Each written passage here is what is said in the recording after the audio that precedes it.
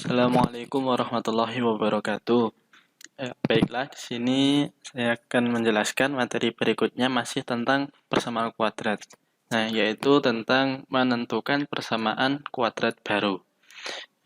Selanjutnya untuk tujuan pembelajaran pada hari ini, yang pertama yaitu diharapkan itu siswa mampu memahami beberapa karakteristik persamaan kuadrat berdasarkan koefisiennya. Kemudian yang kedua, mampu menentukan persamaan kuadrat baru. Selanjutnya masuk ke materi yang pertama, memahami tentang karakteristik persamaan kuadrat berdasarkan koefisiennya. Jadi, karakteristik persamaan kuadrat berdasarkan koefisiennya, jika X1 dan X2 merupakan akar-akar dari persamaan kuadrat AX kuadrat ditambah BX ditambah C sama dengan 0, nah maka didapatkan nilai X1 ditambah X2 itu sama dengan negatif B per A, dan X1 dikali X2 itu sama dengan C per A.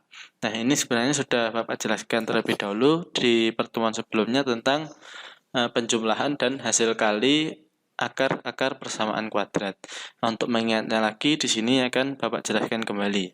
Jumlahan dan hasil kali akar-akar dari persamaan kuadrat. Pada langkah penyelesaian persamaan kuadrat AX kuadrat ditambah BX ditambah C sama dengan 0, atau bisa ditulis seperti berikut, itu jika menggunakan pemfaktoran, maka harus ditentukan nilai P dan Q. Nah, P dan Q ini adalah akar-akar dari persamaan tersebut. Nah, sedemikian hingga memenuhi ini persamaan ini. X kuadrat ditambah B per X ditambah C per A itu sama dengan X ditambah B dikalikan dengan X ditambah Q. Nah, ini adalah seperti yang dijelaskan pada cara memfaktorkan persamaan kuadrat. Kemudian untuk yang ruas kiri tetap, ruas kanan kita operasikan. X ditambah P dikalikan X ditambah Q. Demikian hingga mendapatkan ini persamaan X kuadrat ditambah PX ditambah QX ditambah P dikali Q. Nah, untuk P ditambah PX ditambah QX ini kan sama-sama memiliki variabel X, sehingga dapat kita tulis menjadi seperti ini. P ditambah X kuadrat ditambah P tambah QX ditambah P dikalikan Q. Nah, dengan cara ini didapatkan penyelesaian bahwa nilai 1 sama dengan negatif P, ya. Ini. Jika X untuk mencari penyelesaiannya kan ini kita sama dengan kan 0. X ditambah P, maka nilai X itu sama dengan negatif P, dan X2 itu sama dengan negatif Q. Sehingga untuk nilai X1 ditambah X2 itu sama dengan negatif P ditambah negatif Q sama dengan negatif P ditambah Q sama dengan negatif B per A. Nah, ini untuk ini P ditambah Q ini kan sama dengan B per A. Karena ini negatif, maka di sini nilainya juga negatif B per A. Dan untuk X1 dikali X2 itu sama dengan negatif P dikali negatif Q. Nah, negatif kali negatif sama dengan positif P dikali Q. Nah, di sini juga ada P dikali Q itu sama dengan C per A. Nah, dari uraian di atas didapatkan rumus untuk menentukan jumlahan dan hasil kali persamaan kuadrat, yaitu seperti berikut. X1 ditambah X2 itu sama dengan negatif B per A, dan X1 dikali X2 sama dengan C per A. Nah, untuk ini perlu kalian ingat kembali nanti untuk dapat membantu kita dalam menyelesaikan atau menentukan persamaan kuadrat baru.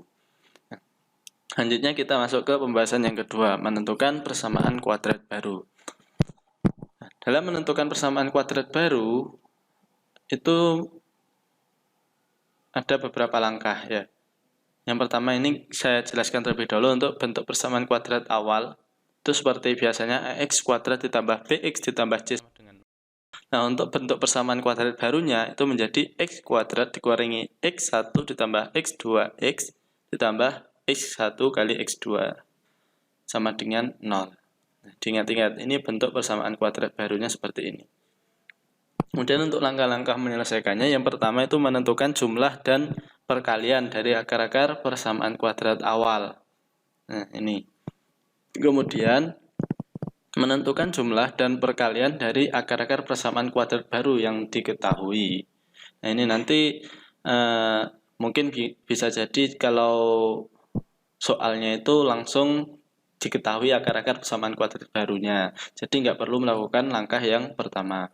Nanti ada juga jenis soal yang diketahui persamaan kuadrat awalnya, kemudian nanti disuruh menyelesaikan. Entah itu nanti 2 kali akar-akar persamaan kuadrat yang awal, atau 3 kali, atau mungkin 2 ditambah X1, atau gimana itu nanti, yaitu langkah yang kedua seperti itu. Kemudian langkah 3, itu membentuk persamaan kuadrat baru sesuai dengan rumus yang diberikan, yaitu X2 dikurangi X1 tambah X2, X ditambah X1 kali X2 sama dengan 0.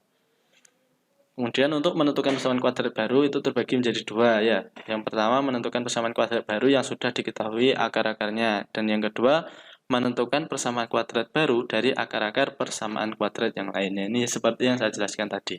Nah, untuk lebih pahamnya, mari kita lanjutkan di contoh soal berikut ini. Yang pertama yaitu menentukan persamaan kuadrat baru yang sudah diketahui akar-akarnya. Contoh yang pertama, tentukan persamaan kuadrat yang memiliki akar-akar 3 dan 4. Nah, yang pertama harus kita lakukan, kita harus mengetahui nilai X1-nya berapa dan X2-nya berapa. Nah, di sini X1 sama dengan 3 dan X2 sama dengan 4. Langkah berikutnya yaitu kita menentukan jumlahan dan hasil kali akar-akarnya. Di sini jumlahnya X1 ditambah X2 sama dengan 3 ditambah 4 sama dengan 7, dan perkaliannya 3 kali 4 sama dengan 12. Nah, setelah didapatkan hasil penjumlahan dan perkaliannya, tinggal kita substitusi ke rumus persamaan kuadrat baru. X kuadrat dikurangi X1 ditambah X2-nya ini 7, kemudian X1 dikali X2 itu sama dengan 12, sehingga didapatkan persamaan kuadrat barunya seperti berikut. X kuadrat dikurangi 7X ditambah 12 sama dengan 0. Selanjutnya ke contoh yang kedua. Ya, contoh yang kedua, tentukan persamaan kuadrat yang memiliki akar-akar negatif 6 dan 4. Sama, untuk X1 diketahui sama dengan negatif 6 dan X2 sama dengan 4. Selanjutnya kita menentukan jumlahan dan hasil kali akar-akar tersebut. Negatif 4 ditambah 4 sama negatif 6 ditambah 4 sama dengan negatif 2, dan negatif 6 dikali 4 sama dengan negatif 24. Setelah ini tinggal kita substitusi ke rumus persamaan kuadrat baru. Nah, ini X2 kuadrat dikurangi negatif 2X. Nah, ini X1 tambah X2 kan negatif 2. Sehingga di sini X kuadrat dikurangi negatif 2X ditambah negatif 24 sama dengan 0. Atau bisa kita tuliskan X kuadrat ditambah 2X dikurangi 24 sama dengan 0. Seperti itu. Nah, selanjutnya yang kedua, menentukan persamaan kuadrat baru dari akar-akar persamaan kuadrat yang lain. Nah, seperti ini contohnya. Tentukan persamaan kuadrat baru yang akar-akarnya 2 kali dari akar-akar persamaan kuadrat X kuadrat ditambah 3X ditambah 4 sama dengan 0. Nah, ini yang perlu kita garis bawahi, bahwa 2 kali dari akar-akar persamaan kuadrat yang lain. Yang pertama kita lakukan, kita harus menentukan nilai akar-akar dari persamaan kuadrat yang lama. Nah, di sini untuk nilai X1 ditambah X2, nah seperti yang sudah dijelaskan sebelumnya, nilai X1 ditambah X2 itu sama dengan negatif B per A. Jadi dari persamaan ini negatif B per A, negatif 3 per 1 sama dengan negatif 3. Kemudian untuk perkalian akar-akarnya C per A, 4 per 1 sama dengan 4. Ya. Kemudian kita cari akar-akar persamaan kuadrat baru. Nah, ini langkah yang kedua. Yang dipertanyakan di sini yaitu 2 kali dari akar-akar persamaan kuadrat yang awal. Jadi tinggal kita kalikan 2 masing-masing akarnya. 2 kali X1 ditambah 2 kali X2 itu sama dengan, bisa kita tuliskan 2-nya dikeluarkan. Ya, ini sifat apa? Ya, benar, distributif ya. 2 kali X1 ditambah X2 itu sama dengan 2 kali X1 tambah X2-nya sama dengan negatif 3. 2 kali negatif 3 sama dengan negatif 6. Selanjutnya kita mencari perkaliannya. Ya, sama 2 kali X1 dikalikan dengan 2 kali X2 sama dengan, nah ini 2 kali 2 4, X1 kali 2 ya, bisa kita tulis seperti ini. Nah, sebelumnya sudah diketahui bahwa X1 kali X2 sama dengan 4, ke 4 kali 4 sama dengan 16. Nah, setelah ini ditemukan, tinggal kita substitusikan ke rumus persamaan kuadrat baru. Menjadi seperti ini. X kuadrat dikurangi negatif 6X ditambah 16 sama dengan 0, atau bisa kita tuliskan X kuadrat ditambah 6X ditambah 16 sama dengan 0. Nah, ini adalah bentuk dari persamaan kuadrat baru. Seperti itu ya. Mungkin itu saja yang dapat Bapak jelaskan terkait materi hari ini. Selanjutnya seperti biasa, silahkan kalian kerjakan latihan soal berikut ya. Nanti dikumpulkan di tempat yang Bapak sediakan. Ya. Mungkin itu saja, kurang lebihnya mohon maaf. Sekian, wassalamualaikum warahmatullahi wabarakatuh.